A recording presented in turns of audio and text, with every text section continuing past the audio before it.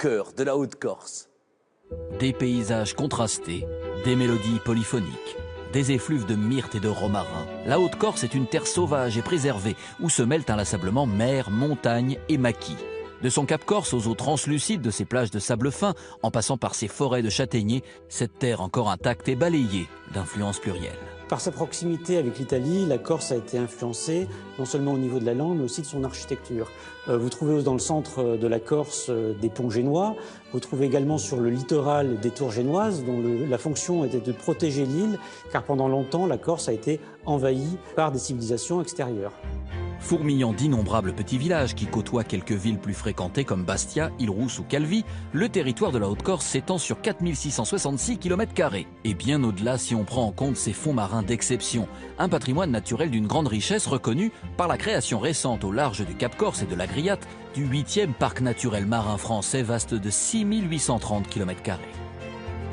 Alors le but de ces parcs, c'est de protéger non seulement les fonds marins, mais aussi les variétés animales qui vivent autour de ces réserves, notamment les oiseaux qui se reproduisent sur certaines îles au large de la côte.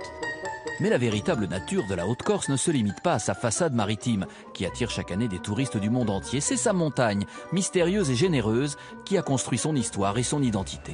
Alors, la tradition agropastorale vient du fait que la Corse est une montagne dans la mer.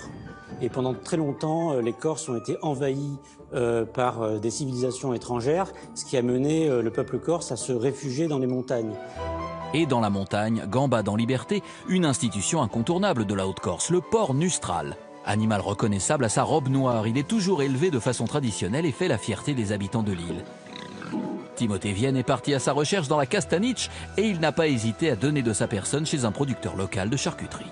Le véritable porc de Corse, il en reste plus beaucoup. J'ai vu 1200 individus sur toute la Corse. Ah ouais, c'est vrai que c'est pas grand-chose, mais bon, en même temps, c'est déjà pas mal. Avant, il n'y en avait pratiquement plus. La rusticité des cochons est incomparable, hein. C'est-à-dire que ces cochons-là, ils n'ont aucun antibiotique, il n'y a rien du tout. Hein. Voilà. Il n'y a pas d'antibiotique de la naissance à la mort. La Haute-Corse, c'est aussi un patrimoine architectural unique en son genre. Géraldine Lance a mis le cap tout au nord de l'île à la découverte de sublimes demeures, les maisons d'Américains, des villas construites entre la fin du 19e et le début du 20e siècle par des propriétaires viscéralement attachés aux terres sauvages de l'île de Beauté.